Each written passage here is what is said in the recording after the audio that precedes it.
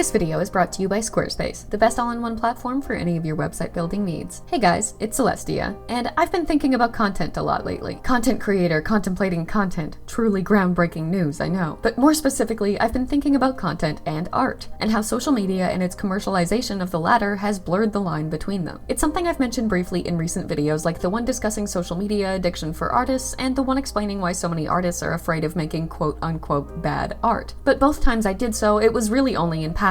But the topic is a nuanced one that I believe to be worth its own dedicated video, especially given how much it's been weighing on my mind lately, so here we are. I've always been the first to acknowledge the significance of social media's value when it comes to revolutionizing the way that artists share their work with the world. As much as many of us rightfully hate or at least resent the vast majority of social media platforms for a multitude of reasons, most of us still end up using them anyway because they present us with an opportunity to connect our work with a potential audience of viewers and peers alike that no alternative can provide. Social media, despite all of its numerous and seemingly never-ending pitfalls and detriments for artists that I already discussed in the video linked in the iCard above, has done wonders when it comes to democratizing artists' ability to create, share, and even monetize their work online, something most of us are begrudgingly but nonetheless passionately grateful for. But with the ability to much more easily monetize our art comes a multitude of different issues, most of which arise from the social and financial elements of the digital age culminating in the perfect storm of creative destruction. That's dramatic, I know, but think about it. On one hand, we have a worldwide economic crisis in which even people who are doing pretty well are usually still struggling with money to some degree, pushing nearly everyone to look for any way they can find to make some extra cash. We have the increasing prevalence of hustle culture telling us we need to be spending every waking moment investing our time in something productive that can be, or at least contribute to, that way that we can make that extra cash, encouraging us to monetize not just our work but our hobbies too, even our identities. We have oversaturated social media platforms so full of people sharing their amazing art as a result of the ease with which they can do so that it's borderline impossible to stand out from the crowd as an artist online, unless you're willing to make so much work that you're posting just enough to please the algorithms responsible for pushing your art to more viewers rather than someone else's. We have those viewers gradually coming to see art less as a creative expression of an artist's vision and ideas, and more as content for them to consume, leading them to be more critical than ever of it when it falls short of their content expectations in terms of subject matter, quality, or frequency of posting. Those viewers' perception of art as consumable content and subsequent impossibly high expectations for its quality have left artists terrified of making any art that doesn't meet them, for fear of not just losing their attention and engagement, but even earning their ire to the point that they're harassed and bullied over the quality of their work with brutal and increasingly callous, uncaring cruelty. The pressure to post consistently, if not constantly, to social media has led to artists getting addicted not just to making art, but to making art for the sole purpose of posting it online, because they've come to associate its performance online with its quality, not as art and creative expression, the value of which can only really be defined by their own appreciation of it on a personal level, but as content, the value of which is in the hands of the people giving it likes on Instagram. I've discussed both of those outcomes of this perfect storm for creative destruction in their own videos already. In today's, I want to talk about the biggest underlying cause of both that impacts many artists more severely than we fully recognize. The fact that we as a society are less and less able to differentiate between art and content, leaving the former massively devalued by falling into the latter's definition. Content is something that you create for others, usually with the intention of generating some form of revenue from it one way or another. Art is something that you create for yourself, with the intention of expressing your ideas and creativity in whatever way you find most satisfying, validating, and fulfilling. And as we gradually lose our ability to separate the two, both as artists and consumers, so too do we gradually lose appreciation for the value of the latter. Yes, making content makes us money, but making art makes us happy. We need money, of course, and it seems we need it more desperately every day, but we need happiness too. And the more we lose the ability to tell the difference between making art and making content, the more we lose that happiness. And I don't want to lose that happiness, which is why I've been thinking so much about this lately, especially as a content creator with art as the primary focus of the content I create. The line between art and content has never been more blurred for me than it is right now, and I know a lot of you are in the same or at least similar boats, so I can't be the only one feeling increasingly demotivated by it. And that's precisely why I'm making this video, to delve a little deeper into the difference between art and content, how those two definitions intersect, and how we as artists and consumers can more healthfully draw that line between the two that allows us to maintain both our creative integrity and fulfillment, and our ability to monetize our work simultaneously without sacrificing either. But first, let me take a moment to thank today's sponsor, Squarespace, a longtime partner of this channel that I know you all know and love by now. And I know that because whenever I post a video without a Squarespace shoutout, you let me know that you're both concerned for my well-being and alarmed at its absence. So frequently, in fact, that I don't even need to reuse the comments about it that I show on screen when I joke about it anymore. They just keep coming, so I've always got new ones. And I love that because because I love Squarespace, and I'm proud to be such a long-term partner with them that you know how sincerely I mean it when I endorse them. When I say they're the best website building and hosting platform out there, I mean it, because I've spent years forming that opinion by creating and hosting both my personal Duchess Celestia portfolio site and my art studio site, Royal Starship Studios, on Squarespace. It was their extensive library of templates for every conceivable type of website you could need that first drew me in. Because not only do they all look amazing and make it so much easier to get started on building your site than starting from scratch would, there are so many that it doesn't even matter what kind of site you're creating. A professional looking portfolio, an easy to use online store, an interactive blog, an eye-catching landing page, they've got the perfect template for it all. And all of them are ridiculously easy to edit using Fluid Engine, Squarespace's next generation editing system that lets you customize every part of your site with its smooth, user-friendly drag and drop interface. And you can turn your site into an online store just as easily with their e-commerce and print-on-demand integration, letting you sell everything from physical goods to digital content and letting your customers pay with anything from credit cards to PayPal and Apple Pay, and in eligible countries, flexible long-term payment alternatives like Afterpay and ClearPay. And that's just the beginning of what they offer. With SEO options designed to get your site to reach as many people as you can, visual design tools that help you build and maintain brand recognition, social media account connectivity, and so much more, Squarespace has tools to make every step of the web design and hosting process easier. And you can find out yourself by going to squarespace.com/DuchessCelestia, linked in the description, and use code DuchessCelestia for 10% off your first domain purchase. Thank you so much to Squarespace for sponsoring today's video, and please go check them out. All that out of the way, let's get into the video. Throughout all of recorded history, from the cave paintings of 30,000 years ago to the ever-growing variety of mediums present today, art has been made and loved for its value as a form of creative expression. It's an incomparably beautiful and poignant way for artists to express their ideas, emotions, and experiences to others. Something so visceral, beautiful, and human that many feel like its significance transcends commercialization or monetary value and connects with those who appreciate it on a deep intrinsic level. That's not to say that it's always been completely divorced from money and commercialization as a whole, though. As much as I think most of us would prefer it to remain a purely creative form of expression that's untainted by capitalism, that's quite simply an unrealistic pipe dream when we acknowledge that in order for artists to keep making the art that we know and love, they need to be paid for it. And while artists need money to keep making art, the moment money is introduced to its creation, both the process of its creation and the creation itself are tainted by it as a result. That's always been the case, long before the days of social media. Hell, I've joked on many occasions that I want to go back to the days of art patronage during the Renaissance, when the extraordinarily wealthy would effectively just pay artists ridiculous sums of money to make a few masterpieces a year for them. I don't want to work in an office. I want to have a mysterious and wealthy patron who lets me occupy a wing of their manor in exchange for producing 2 to 3 paintings a year and attending extravagant social gatherings as a curiosity. But even back then, those masterpieces weren't created out of pure appreciation for art, as much as we'd like to believe otherwise. Some of history's most renowned and beloved paintings were commissioned by patrons not to allow the artists the freedom to express themselves and convey their ideas in the purest creative form, but to serve the political and religious agendas of those patrons who provided the artists with exact, specific demands for what they wanted them to paint and how. Money corrupts, and to make it as artists, which we need to do in order to keep making art as our primary job, we've always had to sacrifice some amount of our artistic integrity in favor of indulging the preferences of our clients and viewers alike. That's been the case since the first commissioned painting and has persisted throughout the years, leaving artists consistently torn between the desire to make a living through their work and the desire to make work that they love. It's nothing new, and it comes with the territory of making your passion into your job. But while artists have historically been able to find some kind of balance between the art they make for work that sacrifices their creative fulfillment and the art that they make for themselves that indulges it, that's become increasingly difficult in the digital age. Artists have always had to accommodate their work being viewed as a product when they create it for money, but at least there was a somewhat clear line between the art they made as a product and the art that they made as art. Yes, there was always an obligation to create work that caters to clients' preferences, be it for patrons commissioning specific subject matter or buyers at galleries seeking certain artistic criteria, but the work created to cater to them as a product made up only one portion of the work they made. The rest was, for the most part, created for them as a pure expression of their creativity and ideas, and that work was viewed as exactly that. There was a line between product and art that was relatively easy to draw, so even when artists needed to make product art, so to speak, to pay rent,